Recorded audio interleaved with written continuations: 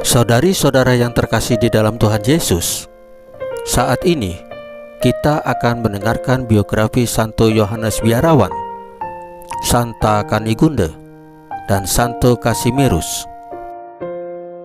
Biografi yang pertama, Santo Yohanes, seorang biarawan. Biarawan muda ini memiliki kegemaran membaca buku-buku perdukunan, hingga ia sendiri melakukan praktik klinik perdukunan secara gelap. Oleh kawan-kawannya, Yohanes dituduh bertahyul dan dimasukkan ke dalam tahanan biara di sebuah ruang yang sangat kotor.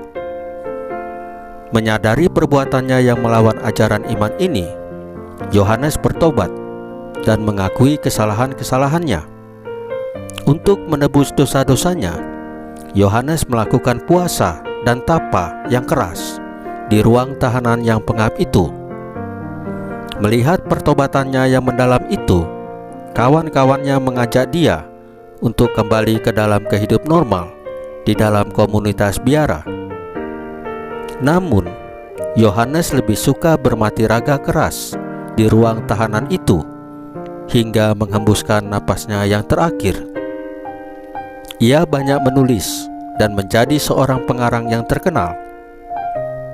Yohanes meninggal dunia pada tahun 1380. Biografi yang kedua, Santa Kanigunde.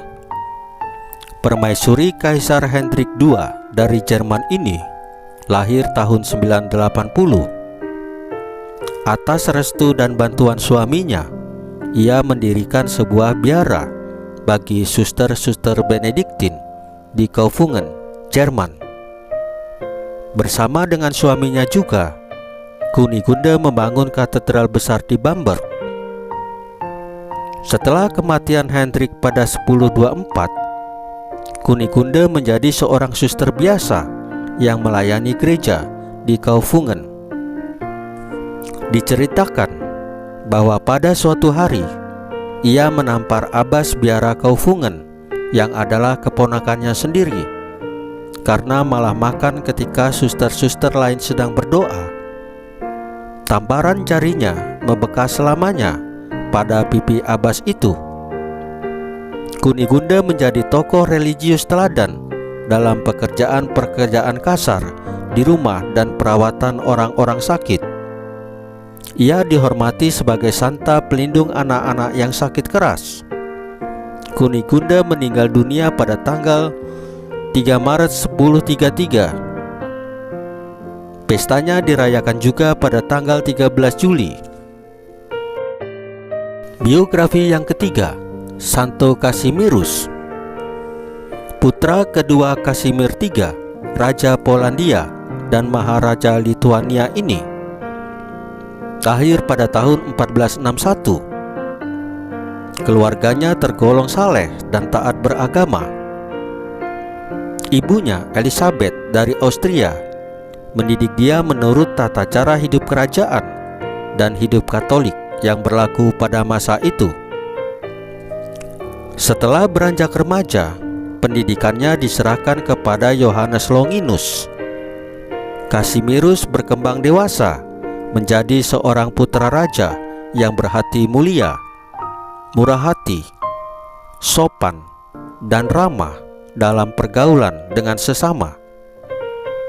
Kasimirus disenangi banyak orang, terutama teman-teman sebayanya. Kecuali itu, pendidikan tersebut berhasil menanamkan dalam dirinya sikap yang tepat dan terpuji terhadap kesemarakan dan kemewahan duniawi. Bahwasannya semua kemewahan dan hormat dunia itu bersifat sia-sia dan bisa saja merumuskan manusia ke dalam keserakahan dan ingat diri. Sikap itu terbukti kebenarannya tatkala Kasimirus terlibat dalam suatu perkara politik yang terjadi di kerajaan Hongaria. Banyak bangsawan Hongaria tidak suka akan Matias, raja mereka. Mereka datang kepada Kasimirus dan memohon kesediaannya untuk menjadi raja mereka. Kasimirus mengabulkan permohonan itu dan segera berangkat ke Hongaria. Mendengar hal itu, Raja Matias segera menyiapkan sepasukan prajurit untuk berperang melawan kerajaan Polandia. Namun, karena campur tangan Paus, perang tidak terjadi. Dengan malu, Pangeran Kasimirus pulang ke Polandia. Peristiwa ini menyadarkan dirinya akan kesia-siaan hormat duniawi. Maka, mulai saat itu, Kasimirus meninggalkan cara hidupnya yang mewah dan kehormatan duniawi, lalu memusatkan perhatiannya pada doa, puasa, dan tapa. Kasimirus menghabiskan banyak waktu untuk berdoa. Pagi-pagi sekali, Kasimirus sudah berdiri di depan pintu gereja untuk mengikuti perayaan Misa Kudus dan mendengarkan khotbah. Ia juga mulai lebih banyak memperhatikan kepentingan kaum fakir miskin dengan membagi-bagikan harta kekayaannya. Cinta kasih dan hormatnya kepada Bunda Maria sangatlah besar. Dengan semboyan mengasihi Maria kini dan selalu adalah semboyannya. Semua usahanya untuk memusatkan diri pada doa, tapa, dan puasa membuat Kasimirus menjadi seorang yang beriman saleh. Ia menjadi orang kesayangan warganya, terutama kaum miskin di kota itu. Kasimirus meninggal dunia pada bulan Maret 1484 karena serangan penyakit sampar. 120 tahun kemudian, kuburnya di Katedral Wien dibuka kembali dan relikwinya dipindahkan ke sebuah kapela.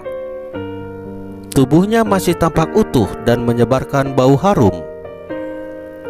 Tulisan doanya, mengasihi Maria kini dan selalu, masih terletak rapi di kepalanya.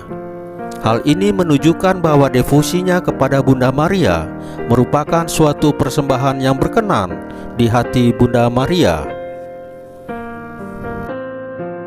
Saudari-saudara yang terkasih di dalam Tuhan Yesus, firman Tuhan Yesus hari ini adalah, karena setiap orang yang meminta, menerima, dan setiap orang yang mencari, mendapat, dan setiap orang yang mengetok, baginya pintu dibukakan.